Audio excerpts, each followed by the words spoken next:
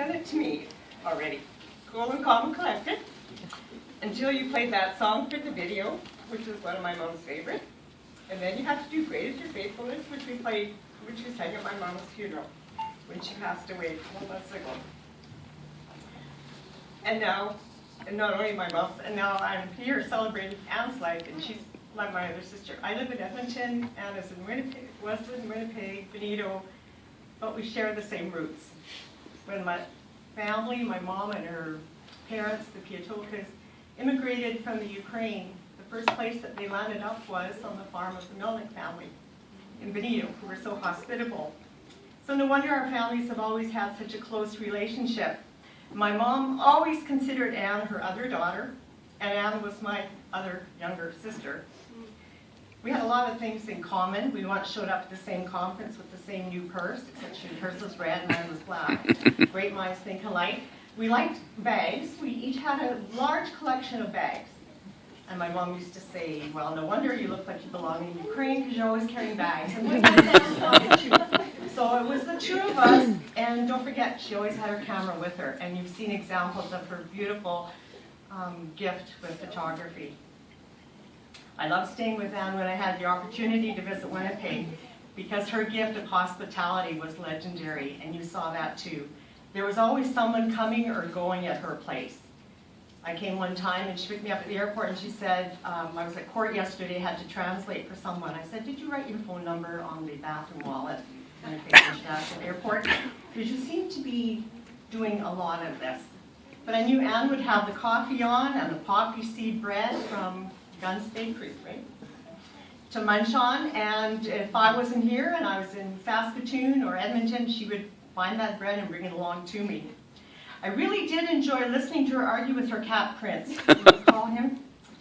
We would come in late from something to do with the service, and the cat started to give her what for, and Anne was apologizing to the cat for being late and sorry and this, and listening to this conversation, I'm going, okay. Over the years, we have shared many hotel rooms, Saskatoon, Watrous, Ukraine, Russia, and I can't recall that we ever disagreed about anything at that time. Anne used me as a reference for her recent Manitoba election job, and I must say it must have been an excellent reference, I think, because she had no problems getting that job. Some of the questions I was asked included, was Anne an organizer? Yes. Was she a self-motivator and motivator for others? Yes. Would I have any issues working with her? No, because I had. Would I hire her to work for me? Yes, without pay. And more questions. But it was obvious that Anne and I worked well together, not for each other, but together in whatever project that we were involved with. Anne did love shoes. Last May when she was in Edmonton at the conference, we took the time to go to Edmonton Mall and she bought 7 pairs of shoes. I have this wonderful picture of her at home. One of my favorite remembrances of her will be the pillow that she gave me, showcasing her skills in cross-stitch needlework on a high-heel shoe and about friendship. She also surprised me for a milestone birthday when she flew out to Edmonton on a cold, blizzardy January day just to celebrate with me. Not only was her visit a surprise, but she managed to bring me a huge basket of gifts. And I don't know how she got that through security. And a huge birthday card that she had had friends from all over the world send birthday greetings and then put on this card and bring it to me. Now that took a lot of planning, and I was very honored. Anne was very also involved in the different arms of the Ukrainian Evangelical Baptist Conference of Western Canada. She was a very enthusiastic part of the youth fellowship, on the executive of many of the planning rallies with her energy and good humor. And I think the Ukrainian Olympics were one of the many ideas that sprang from those rallies. Family retreats. After the youth rally ceased to happen, Anne had a burden on her heart, and she used to talk a lot about getting the next generation together for a family retreat. She put those words into action when, along with Slava Kutsuruba, she hunted down Cedar Lodge as our family retreat location, organized the weekend, planned the program, and many from across Canada and a few from the USA came to gather together every 2 years in the fall as we worshiped together.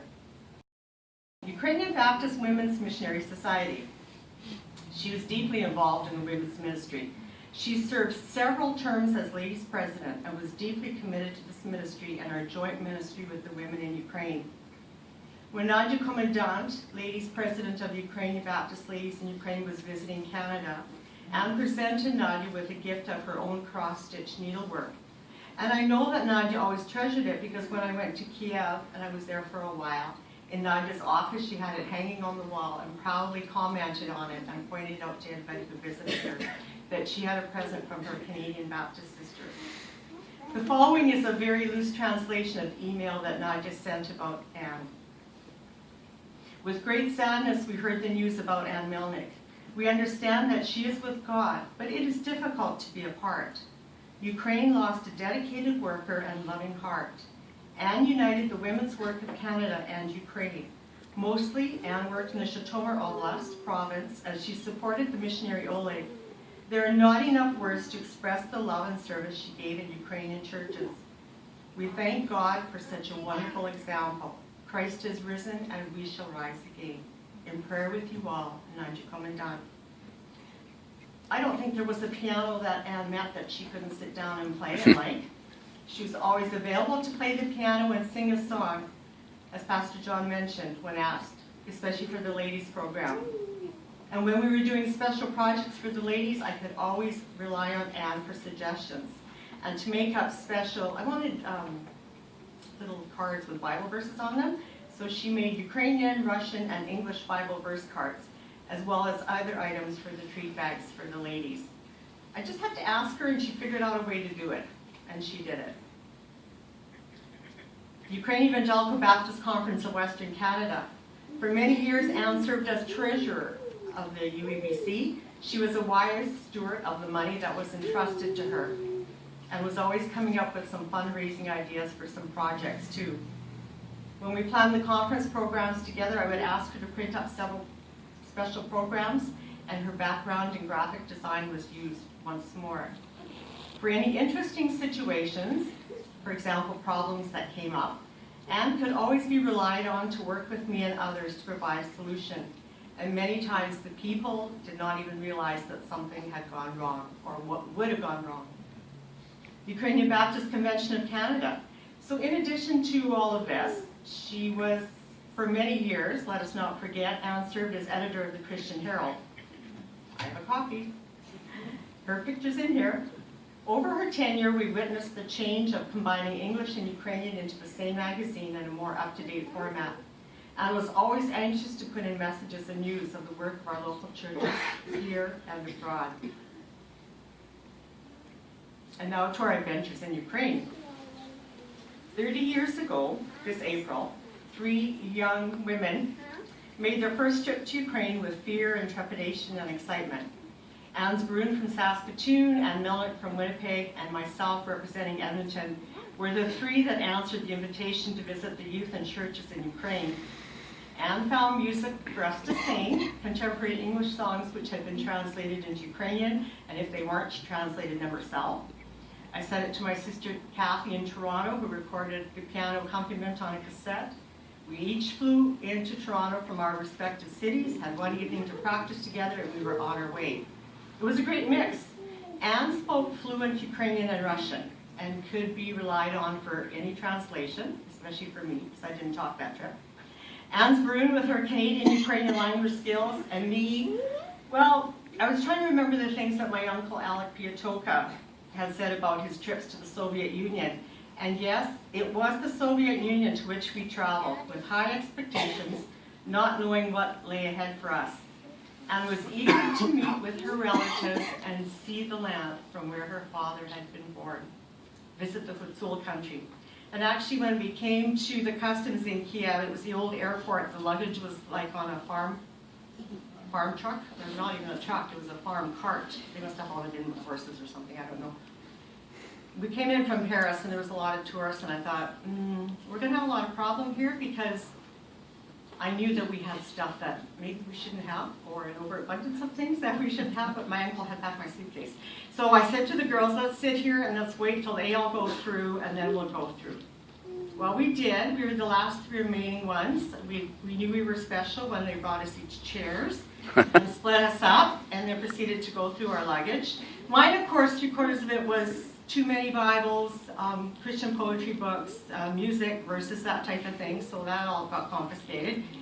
Anne was not too bad, because she had a People magazine that gave a complimentary article about Russia. So they let her keep the magazine, and I think Anne's room got the calendars taken away, because there was one from the 4th of July that showed the American version. But we managed to go through with it, and we started our trip. But when we arrived, the people there weren't really sure what to do with us, and especially when some of the pastors found out that we were not married. They collected young men for us to meet. Never allowed us stay long enough to meet them really good, but, you know, it was fun. God blessed our journey and protected us. Many times we were told to go exploring on our own, especially as Anne was so fluent in Ukrainian and Russian. We were told afterwards that this was not allowed, and we were actually followed, but God takes care of his own. We had made a decision in the hotel room that we weren't going to say anything against the country that we were visiting, because we did want to come back. We could talk about it later in the hotel room, but we just had fun. We sang in Baptist and Pentecostal churches, independent churches, shared from God's Word, that was Anne, and we left copies of our music.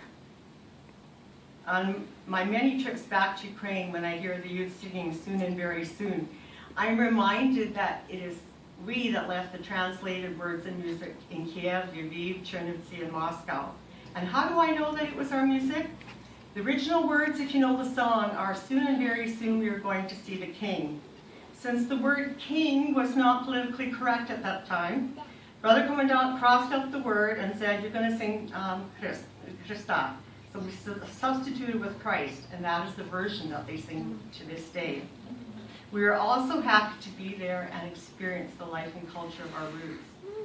Our last stop in the Soviet Union was in Moscow, when we were able to meet with the music committee of the Baptist Church.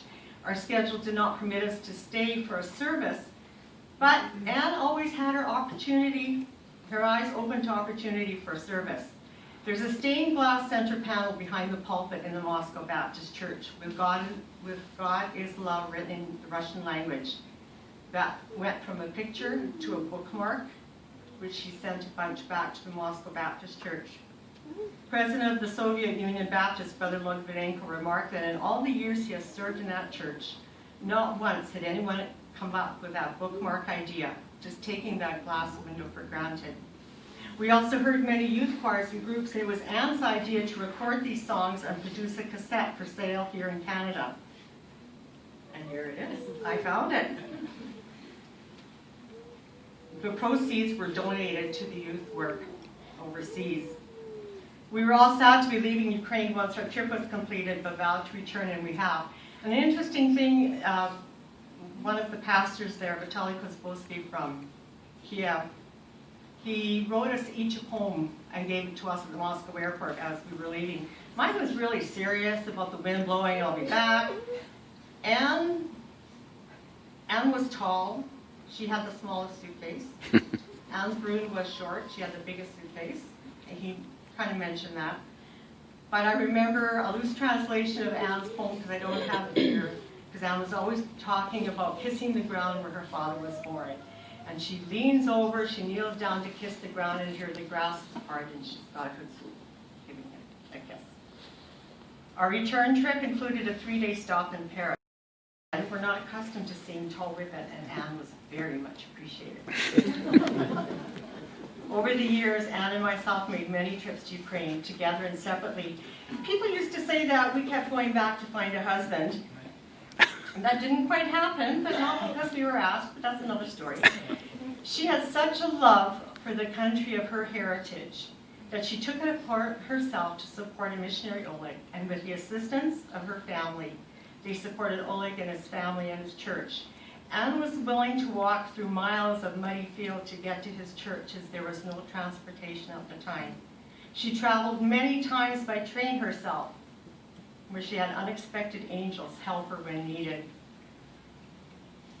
Our last trip to Ukraine together was September 2013. Since that first trip 30 years ago, both of us had gone back to Ukraine many times. This trip was special though. In May 2013 at a conference in Edmonton, Dan Siona, who was our director of Evangelical Mission Ukraine at that time, announced that they were planning a final retreat for the Mission Ukraine missionaries and pastors. Anne nudged me and said, "We need to go. This is the last one." Because we felt that we had been there through the work through the beginning. But I told her I was already working and I had already booked my vacation time. But Anne was prophetic. I lost my job in July. And we made our plans to proceed, and I got another one, but she phoned me and made sure that I was on track and got there. So meeting up in Toronto again, we started our journey. On our final flight into Lviv, even though she sat 2 rows behind me in the airplane, I was able to get the flight attendant to wake her up with a happy birthday greeting as we prepared to land in Lviv. And if you ever get the opportunity to see that picture of us coming through the airport doors in Lviv, you can see from the joy of our faces that we were once again in this home away from home for us. Yeah, and she's carrying a small suitcase, and I got all the other 4 on the car. I just can't figure that out.